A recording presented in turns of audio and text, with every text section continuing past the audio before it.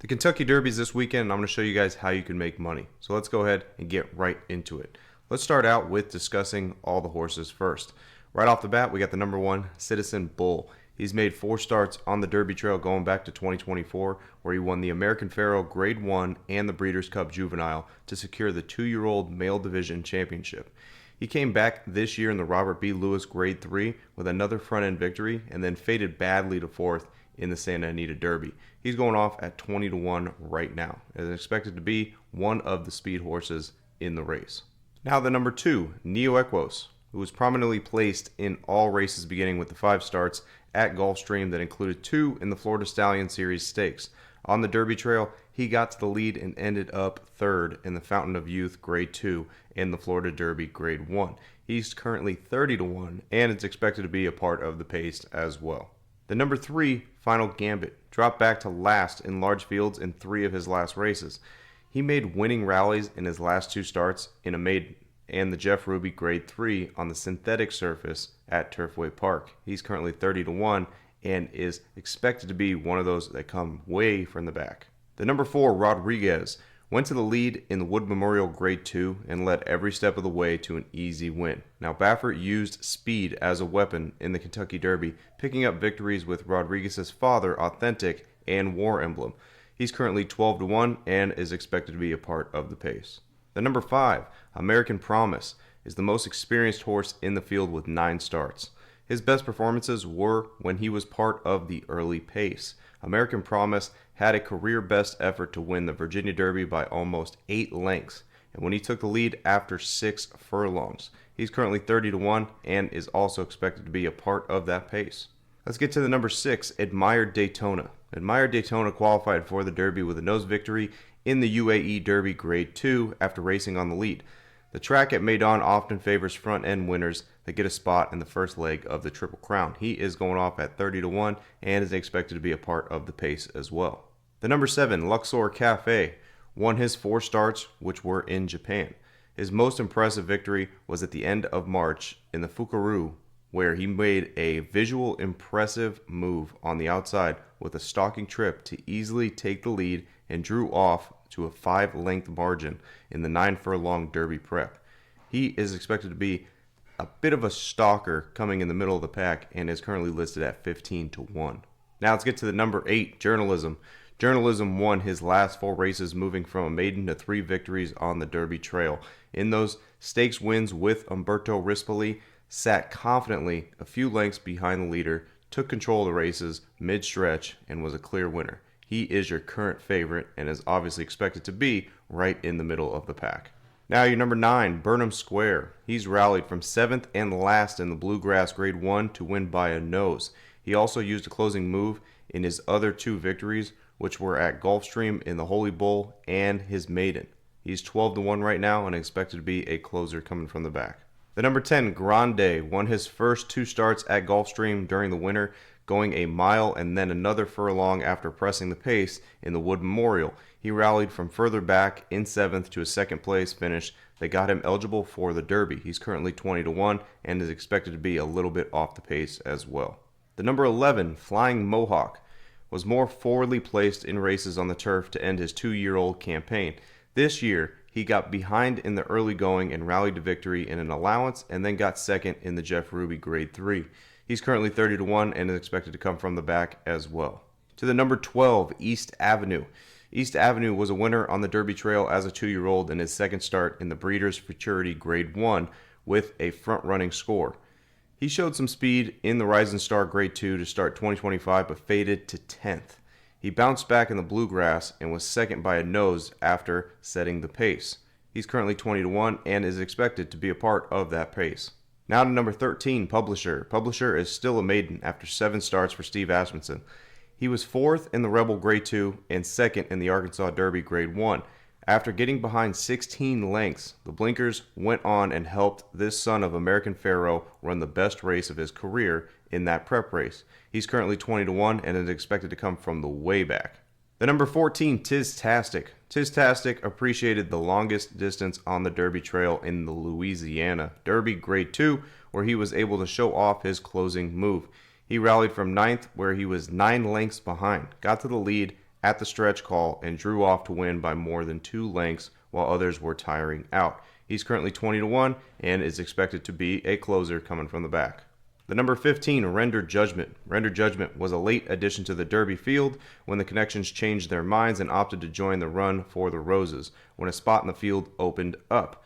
In his 7 starts, the only time that he got to go to the lead was at the end of his maiden victory in October.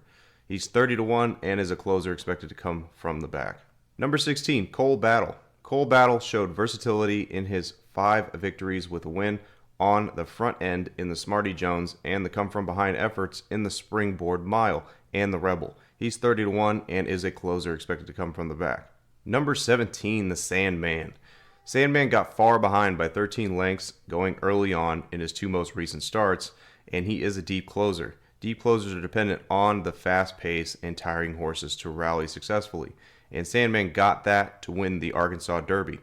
He should get the fast pace on Saturday, but also is likely to get very, very far behind. So he's currently 6-1, but he is somebody that is going to be coming from last. The number 18, Sovereignty. Sovereignty raced from the back of the field in his 3 starts on the Derby Trail. Whether that put him in 8th, 9th, or 5th position in the early going, each time he rallied wide and cleared to victory twice, or last time he got second in the Florida Derby. He's currently 5-1 and is a closer expected to come from the back.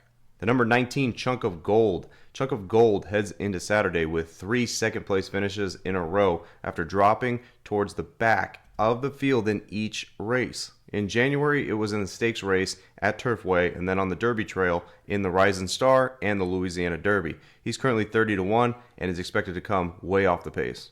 And to the number 20, Owen Almighty. Owen Almighty won the Tampa Bay Derby Grade 3 by a clear margin after leading every step of the way. In the Bluegrass, he was unable to get to the lead and faded to 6th.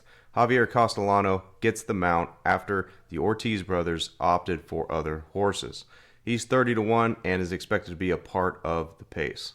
Now let's talk about track conditions at Churchill. So far this week, it seems, now obviously track conditions can change from during the week all the way till the weekend, so you can't go too much off of what is going on there. But early on in the week here at Churchill, it does seem like the dirt is rolling for the inside horses that get to the rail.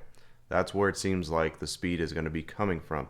And it's so far seeming like it's very hard for any closers to come from the back and to be able to close distance on the speed horses. So if that is the case on Saturday going into the Derby, your speed horses that are going to create the pace should be still there in the end, because the closers should have a very hard time coming from the back to be able to close that distance on those horses that are on the pace. Now, before we get into exactly what I'm going to be placing, let's talk about if I had to pick a winner, who would I end up going with? So obviously the masses are feeling journalism, right? Because journalism is the favorite. But I feel like, to be honest, Citizen Bull is getting a little overlooked, is what I feel. And he is coming off at a pretty heavy number here. And he's currently at 15-1, I think, right now as we're talking. He was at 20-1 and then moved to 15-1. So there is some money coming in on Citizen Bull. If you take out his last race in the Santa Anita Derby, all the other races are very impressive for him. Very impressive. So with that said, if you took out that last race and we didn't see what happened in the Santa Anita Derby there, I think he would be up and contending in the first, second, third spot with journalism. I really do believe that he would be at odds of 5-1 or 6-1. So getting him at like 15-1 or 20-1 to me is tremendous value to take a shot there. Now, I do believe that we are going to get some big numbers here in the Derby for sure. It seems like this year there really is no clear-cut favorite. Yes, journalism is the favorite, but it's not like, oh, it's a walk in the park. Journalism's just going to take control and just absolutely win. I don't see that happening. I see that there is definitely opportunity for a 20-1, a 15-1, 25-1 horse, maybe 2 or 3 of them to come in first, second, or third. I do see that as a possibility of happening. So because of that, what I'm going to do in this Derby to make it interesting is I'm going to grab 7 horses. Okay, so I'm going to take 7 horses. I'm going to put it into an exacta box. So I need the first and second horse to come in out of those 7 horses that I'm going to choose. All right. So yes, it's going to be an expensive ticket for sure, but if I'm expecting big numbers, then the payout should be way more than what I'm putting down. Reason why is because let's say a 15 to 1 and a 20 to 1 come on top of each other first and second. Well, now you're talking about an exact box payout that would pay pretty heavy. So it makes it worth it to be able to actually go through with that. Now, this is really the only race that you could possibly really do this in. And sometimes the races that are in Dubai, you can do this because heavy numbers, for some reason, heavy numbers come across the line in Dubai as well. But it's a little bit more of the conservative area and conservative level of what I'm going to do. Is I'm going to pick 7 horses and I'm going to put them in an exacta box and just let it rip. All right, so let's discuss which horses I'm going to put in that box. So obviously I'm going to throw the favorite in there. I'm going to throw Journalism in there first. Honestly, when you have that many horses in an exact box, you don't want the favorite to come in the first 2. You don't, but you have to throw them in there anyway, just because if it happens, at least you don't lose a crazy amount of money and you still get some money back. But the way I'm doing it, we're pretty much fading Journalism to come in first or second, but we're still giving it as a little insurance in the back end. So Journalism will be one horse that I put in there. Citizen Bull, like I said, is going to be another one because I do believe he actually has a shot to win this thing. So definitely put Citizen Bull in there as well. Like I said, I'm focusing more on the speed so far, as in not really too much in closers, because I haven't, from what I've seen in Churchill Downs this week, the closers just can't get it done. So the speed is really where it's at, and the stalking positions. That's really where it seems like we're probably going to get the winner here in the Derby. Then I'm going to throw number 12, East Avenue, into the mix. East Avenue is coming off in some crazy odds right now. They're really fluctuating. He's got up to like 46 to 1, so he's a huge number that's going to be out there. I'm going to throw him into the equation. Then I'm going to throw Rodriguez in there. Rodriguez is pure speed, so I'm going to throw Rodriguez in there because hopefully they can mix it up as well on that pace and keep that pace going. Then I'm going to throw Luxor Cafe into the mix. Luxor Cafe, honestly, is another horse that I think has a shot to win the race as well. So I'm going to throw him into my mix as well. And he's currently, actually, right now, he's at 15 to 1. So his numbers are fluctuating as well.